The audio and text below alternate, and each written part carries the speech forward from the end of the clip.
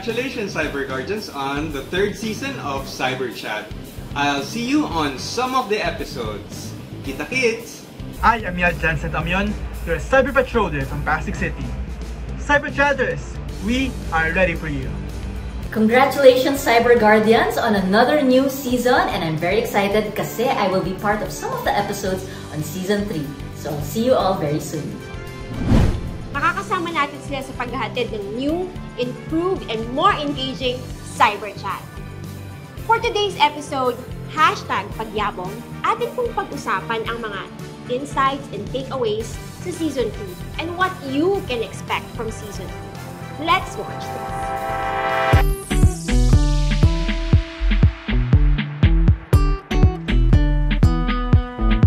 Episode 9 and 10.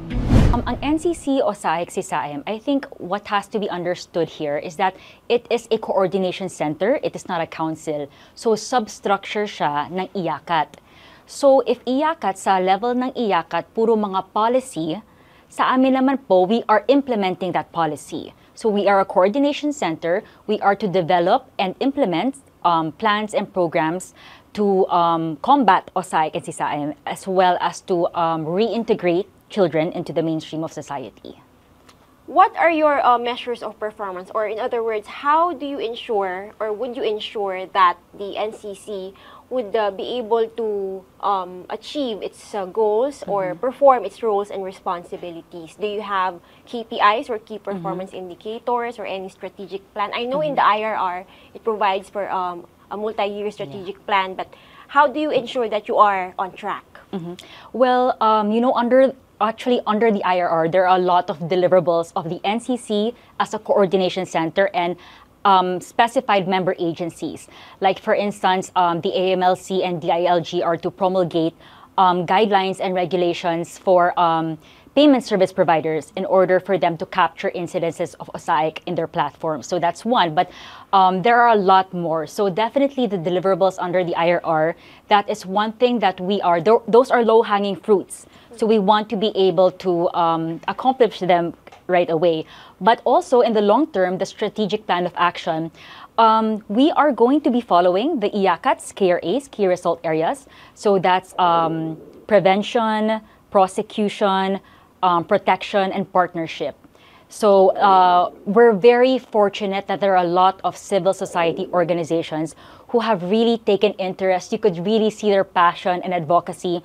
They would go to us, they would tell us, we want to help you implement the Child Sex Offenders Registry. We want to help you implement your strategic plan of action. So, you know, we're very happy with that. Right now, the UNICEF has expressed their interest together with the PLCPD in helping us come up with our strategic plan of action.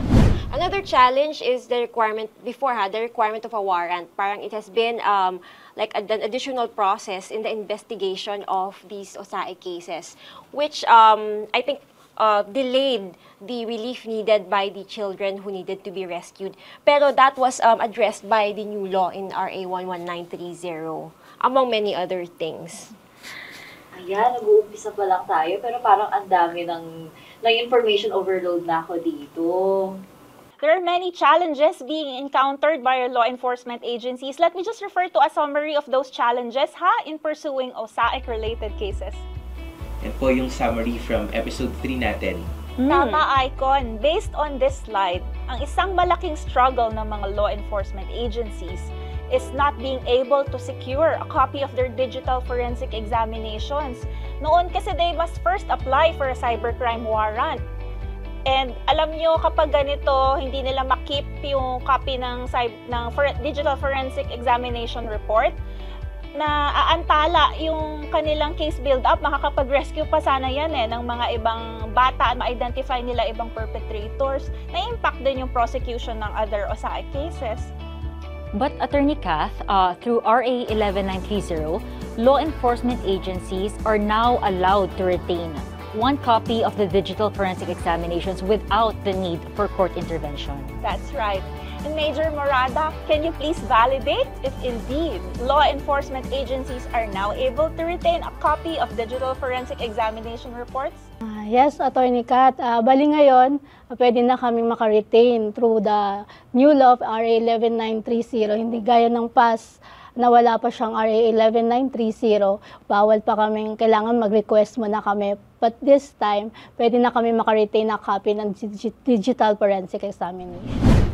Episode 7. Kumusta naman yung patuloy na makikiisa nyo sa pagsugpo ng cybercrimes? Ano ba ang mga nai-offer ng mga kabataan natin, tulad natin, sa advocacy na ito, sa tingin nyo? Sa amin kasi, kung makikita mo man yung page ng SSG namin, nagpo-post naman kami ng awareness regarding this. And then, meron din kaming other organization na active din yung page nila. And then, bumuo kasi ako ng coalition. So, lahat ng organizations under our school, pinag-isa-isa ko, yung mga president, para kapag meron kailangan, isasuggest ko sa kanila like, Hoy, CIS post naman kayo ng ganito kasi akma yung topic sa organization nyo. And ginagawa naman nila. Kaya active kami when it comes to promoting a cyber safe space sa social media talaga. Kasi doon naman nakababad yung mga bata, mostly estudyante nowadays. Grabe. Ikaw, So, parang David? may federation. Oo. Ganda no, nag-establish siya.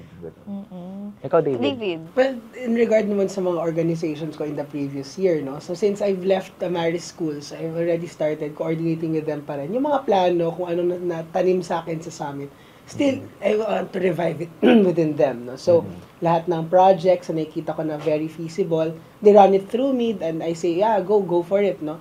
So, primarily, yung target namin, first is the discipline building. And at the same time, yung, it starts with you. We really focus on that program. It starts with you, education formation programs. And from there, doon na nagbubuo ng mindset for collectively fighting against this ASAIC and cyberbullying. How about you, Mel? Actually, same thing with Jazz kasi sa SSG tayo. So, one of the things that we can offer is yung pag-release ng awareness namin. So, kung you can see sa page ng SSC namin, we also post a lot of awareness around sa mga about sa mga social issues na nangyari sa bansa, at the same time we're also developing activities, events on how we can raise awareness kapag dating naman sa cybersecurity, cyberbullying, and how you can protect yourself and your loved ones pagdating dito naman sa social media. Episode 5. Earlier po, we showed the video. Ito yung presentation ng CGPH at hearing ng sanggunian about the CGPH, Pasig City, MOA. Ito po ay napirmahan na. Para po sa ating mga viewers, can you briefly explain what the MOA is about, which we understand was sponsored by you? Yes, thank you. Syempre, in collaboration with CGPH, ito ay creation of cyber-safe homes and cyber-safe schools throughout, through youth empowerment. So, ano na siya parang mas intensive, mas malawak na MOA ang ginawa namin itong pangalawang MOA na to actually. Wow, napalawak pala ang ugnayang ito between Pasig LGU and CGPH. Yes. I understand Pasig had an initial MOA with CGPH. What was this initial MOA all about? Yung first MOA, which was signed by Mayor Vico already, ito yung training program na ang gusto talaga ng Pasig City is maging training hub ang Pasig City for us to be cyber security warriors. Yun yung sinabi nung unang-unang MOA na ginawa namin na before the end of the MOA, advance, medyo maagang natapos kasi everybody was really looking forward to it. So maaga siyang natapos. Kaya nagkaroon ng initial talk na magkaroon ng second MOA because nga nakita namin yung need to be more proactive. Alam mo, the initial MOA partner, no, Conzi, no, Yes. was all about Pasig City's collaboration. Ang ganda nito, no? With the CGPH and the ASEAN Cybersecurity Skilling Program or yung ACSP, no? Pinag-uusapan natin yan, partner. So itong second MOA ay mas malawak ang coverage dahil hindi lamang ito sa training ng cybersecurity. Can you elaborate more? Ito yung ito yung parang on a executive level, mas gagalaw na sa ground yung mga training na naganap nung first MOA. So yung merong creation ng digital parenting, mas malawak na involvement pagdating sa grounds, sa school, sa barangay. So yun na yung moving forward. At saka yung yung more of empowering the youth. Na sana mainganyo natin yung mga kabataan to be more aware, to be more proactive sa ganitong laban. Minsan kasi pag iniisip natin, busy na sila sa mga screens lang nila, might as well, do something worthwhile na mapoprotektahan sila. And more of, I think for me, isa rin sa hopefully end goal is that not me, but the youth can teach the parents regarding cybersecurity. Kasi I think the generational gap between yun nga, kanina mga Gen Z, Gen X, at mga, di ba, yung mga 70s, 80s, 90s to the 2000 kids, meron silang generational gap when it comes to cyberspace. And I think itong second MOA na to would bridge the gap. And I think that's one of the things that we are focusing on din. Kaya talagang sasabihin na namin, turuan na yung mga youth, turuan na yung mga magulang para based on dun sa mga kaninang sinabi nyo rin. Nanonood ako dun sa kaninang unang-unang yung sinabi na maging aware yung mga magulang of how it is in the cyberspace. Episode 8. Bakit tayo dapat kumilos? Sa tingin ko dahil kailangan natin. Paglabas mo pa lang sa eskwelahan, yung sasakyan mo, yung lalakaran mo na daan, yung bibilin mo na ticket. Lahat ng yan, makaka-apekto yung desisyon ng kung sino man yung nasa kapangyarihan. Diba? Maski yung kakainin mo. No? Kamusta bang presyo ng bigas ngayon? Diba? Accessible pa ba yung sinasabi natin na mga healthy na mga pagkain? No? Sasapat ba yung kita sa isang araw para sa pagkain mo sa mesa? Yung ganyang mga basic natin na mga necessities, no? Yung needs ng taong bayan, lahat ng yan, no? Maliit, malaki, makakaapekto yung say ng namumuno sa ating bayan. Kaya dapat tayo mag-participate, no? At yung participation mula dun sa simple na pagbabasa natin kung ano ba yung nangyayari, o kaya kung ayaw natin magbasa, pwede rin manood, no? O kaya makipagtsikahan, no? sa ating mga friends, no? Sa ating mga barkada, sa ating pamilya, habang kumakain, magkwentuhan tayo tungkol sa nangyayari, no? Sa ating lipunan ngayon. Ang mahalaga, mapakita natin sa bawat isa na hindi lang ako, no? Hindi lang yung mga nasa posisyon o hindi lang yung mga nagtatrabaho sa gobyerno, pero lahat tayo, no? Lahat tayo ay apektado ng pamamalakad sa ating pamahalaan. Kaya kung tayo lahat ay apektado, dapat din tayo lahat ay makialam, umalam, manaliksik, magsalita kung kinakailangan at kumilos. Yun nga po, no, very much agree po ako dun sa sinabi niyo po na dapat tayo makialam at ayun nga, maging mas involved sa mga pangyayari ngayon. Siguro isa rin sa i-add po natin na mahalaga rin pong pagdiinan yung pagkakaroon po natin ng pakialam sa cyberspace po, no? Lalo na ang dami nangyayari doon na kailangan din malaman ng mga mamamayan, lalo na ng mga kabataan po, no? Totoo nga, Lee and Attorney Judy, na sa tingin ko, makakapag-propose ka lang na solution or recommendation kapag nauunawaan mo yung landscape ng isang situation. Sino ba yung mga forces or yung mga factors na affecting the overall situation. Kumbaga, hindi mo masusolusyonan kung hindi mo nauunawaan. Kaya mahalaga yung pag-alam.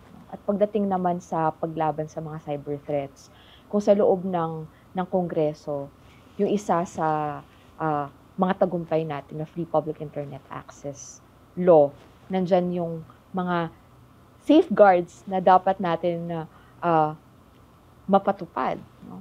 Unang-una, yung pagtitiyak na sang-ayon sa Data Privacy Act, diba? Yung pag-access ng mga kababayan natin sa internet, yung kanilang right to privacy na papangalagaan. Pangalawa, yung prohibition sa access sa pornography. No? At yung pangatlo, yung protection ng mga bata no, sa paggamit ng internet. No? So, marami tayong kailangan gawin no, para magsama-sama din yung mga agencies no, para mangyari yung hinahangad natin na layunin no, sa pagpasa ng batas na ito.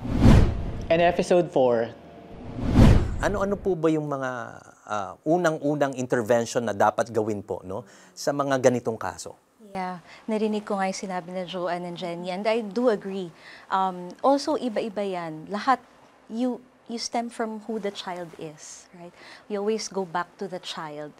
Yung wisdom of the child, ano ba yung sinasabi niya? Ano yung kakaiba? So we go to the body, mind, and spirit. Ano yung nabago, right? Body, para kang nasa constant state of emergency or hyperarousal. Kinakabahan ka lagi, jittery, because trauma lives in your body. You can say na, you can, parang rationalize things na hindi, I'm okay, pero nanginginig ka dito. O kaya hindi, okay lang ako, kaya kong harapin, kunwari sa court hearing, diba? Kaya kong harapin. Pero pagdating ng perpetrator, nagsisisigaw ka, hindi mo maano yung sarili mo, diba? So it's in the body, hanggat hindi na pa-process yun, hanggat di alam ng bata na, okay, meron nangyayari sa akin, then mahirap i-address yung pinagdadaanan niya. Mind, ano ba yung nangyayari sa pag-iisip nila? May negative intrusions. May intrusions, and usually pag 6 years old and below, it comes in dreams. Nightmares. Nightmares, Yes. yon, nightmares, like what you said, talagang, hindi lang dreams, talagang negative nightmares na nagigising sila sa pagtulog. And usually may mga negative self-talk, kasi ang ano mo, yung may mga put-downs, ganyan. It can also be, hindi ka nagagaling, hindi, kaya nangyari to sa'yo, mga ganyan. And then spirit, parang may numbing. Iniisip mo, hindi, kailangan okay na ako ngayon. Pero kung nag-depersonalize ka, kung inalis mo yung sarili mo sa sitwasyon, hindi mo nakikita yung na nangyari to sa'yo, nagde-deny ka, iniisip mo, hindi to nangyari sa akin, then mahirap tayong mag-heal from it. So we have to recognize those things, no? So ito very parang capsule version na ng all these different and varying degrees, intensity of symptoms ng trauma. And the social worker's role is really critical in helping the children identify the symptoms. So, naghahanap ako ng magandang letter. Wala yatang sasak. Alam mo, sinabotayan mo yung panalo ko eh. Teka lang, wag mo akong bilain muna. Wait lang. Mag-take away muna tayo. Kasi, kakatapos yan ng season 2. Sabi ko, bago tayo dapat, yung naalala natin, i-commemorate natin. Kasi memories natin yan together. Siyempre, sino makakalimot sa sarili niyang episode? Sweet tayo. At siyempre, ang favorite episode ko, yun, nandun ako. Ang ganda nun. Nandun ako eh. Kasi napaka-pogi yung nakaupo sa gitna sa couch. Yun, napaka-pogi nun. Pero bukod pa sa kapogian nung guest na yun. Parang hindi ko tanggap. Hindi talaga. Nung napanood ko siya, naiirita ako. So may ganun ako. Naalala ko nun kasi, sinare ni Jazz yung efforts niya sa school niya na dahil sa Pagsibol Summit, sinishare niya na may nagawa sila sa school nila. Oy, co-host ko yan si Jazz. Diba? Kaya sabi ko, ang ganda ng summit, ang ganda ng episode kasi napakita sa atin, may nabunga yung pagsibol. Kaya pagsibol, sibol na siya. Version 2. May sumibol sa pagsibol. Kasi may nangyari. Diba? Meron na daw silang activity sa school nila about information spreading tsaka capacity building. Wow. Ibig sabihin, ready na daw sila. Cyber youth ready na sila. Kaya paborito ko yung episode yun. Nakaka-inspire, no? Ikaw, ano bang favorite episode mo? Teka, bakit ako? Si Archie muna. Pero sa akin, pinakamagandang episode na favorite ko doon. Papilit. Ginawa Rolling to. Rolling. Diretso lang to. Ang sa akin, yung pinaka-favorite kong episode, yung episode 4, kung saan pinag-usapan ng mga eksperto sa larangan ng psikolohiya, yung tungkol sa mga karanasan tsaka ng mga kabataan na naging biktima. Tsaka ganoon din ng mga taong nambibiktima na pareho itong naging sugatan na panghabang buhay itong at may kinakailangang gamutan. Alright. And ma-share ko lang, no? Yun sa akin naman, yung favorite ko, yung episode 5. Kasi siya yun yung nagkaroon ng MOA signing between Cyber Guardian PH at sa LGU ng Pasig. #LGU to the Cyber Rescue. No?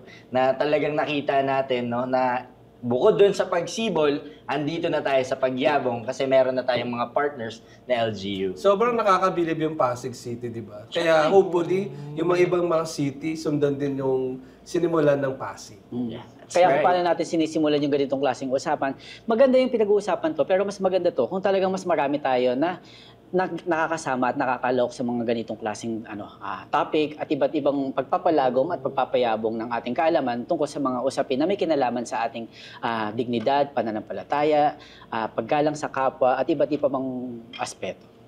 O tsaka nakita ko kapag naglalaro tayo, mas masaya, no? Kaya pag nag-journey rin siguro dapat tayo sa Safer Cyberspace. Dapat sama-sama tayo. Yes, iba kasi kapag journeying together. Journeying together, yeah. Alam ko pag sabi nga sa youth ministry. Teka. So, nagkakasama-sama na pala kayo sa pagsibol. Yung 3rd Youth Leadership Summit last year. Yes. Ay, nakita ba kita doon? Hindi mo ako nakita, pero nakitang-kita ko lahat ng ginawa mo, David. Siya yung yung mahaba yung in-explain. Hindi mo siya naalala.